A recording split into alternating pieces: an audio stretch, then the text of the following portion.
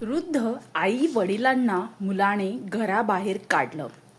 पण 5 वर्षांनी त्याच दारात जे घडलं त्याने पूर्ण गाव रडलं. मित्रांनो, आई वडील आपल्या मुलांसाठी आयुष्यभर जगतात. पण काही वेळा परिस्थिती, अहंकार आणि पैशाच्या मोहामुळे माणूस स्वतःची माणसं विसरतो.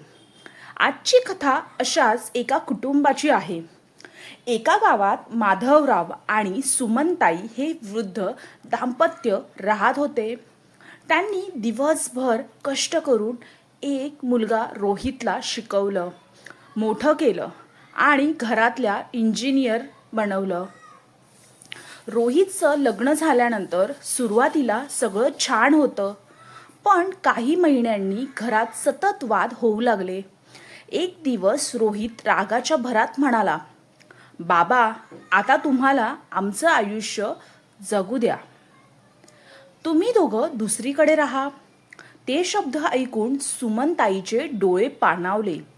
माधवरावांनी काहीही न बोलता घराची चावी टेबलावर ठेवली आणि पत्नीचा हात धरून बाहेर पडले.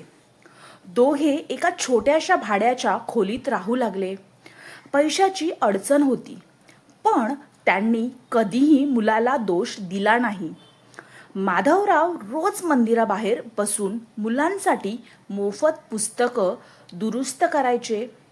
पण सुमनताई गरीब मुलांना मोफत जेवण बनवून द्यायच्या.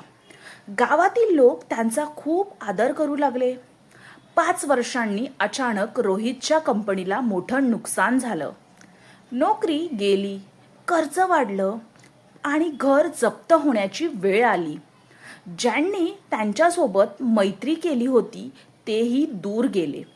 निराश झालेला रोहित आई वडिलांच्या त्या छोट्याशा खोलीत पोहोचला. दार उघडताच त्याने पाहिलं, आई अजूनही त्याच्यासाठी आवडीचे लाडू बनवत होती आणि बाबा जुन्या फोटो अल्बमकडे पाहून हसत होते. रोहित त्यांच्या पायावर पडून रडू लागला. तो म्हणाला, "बाबा, आई, मला माफ करा. मी खूप मोठी चूक केली आहे." माधवरावांनी त्याला उचललं आणि शांतपणे म्हणाले, "बाळा, आई वडिलांचं घर मुलांसाठी कधीच बंद होत नाही. तू उशिरा आलास, पण आलास, हेच आमच्यासाठी पुरेसं आहे."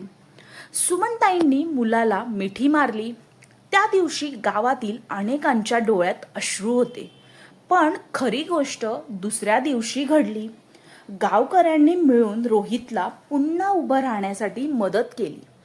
कारण ते म्हणाले, ज्यांनी आयुष्यभर इतरांसाठी जगलं त्यांच्या मुलाला आम्ही एकटं पडू देणार नाही. त्या दिवसानंतर रोहितने आपल्या आई वडिलांसोबतच राहण्याचा निर्णय घेतला आणि प्रत्येक वृद्धाची सेवा करण्याची शपथ घेतली. तर मंडळींनो, ह्या गोष्टीची आजची आपली शिकवण आहे की आई वडील हे ओझं नसतात. ते आपल्या आयुष्याचं सर्वात मोठं आशीर्वाद असतात. त्यांना दिलेला आदरच आपल्या मुलांकडून आपल्याला परत मिळतो. प्रेम आणि माणुसकी ही सर्वात मोठी संपत्ती आहे. तर मंडळींनो, आजची ही गोष्ट तुम्हाला कशी वाटली ही नक्कीच मला कमेंट बॉक्समध्ये सांगा आणि व्हिडिओला लाईक, शेअर, सबस्क्राईब करायला विसरू नका. असेच नवनवीन व्हिडिओ मी तुमच्यासाठी रोज घेऊन येत राहील. धन्यवाद.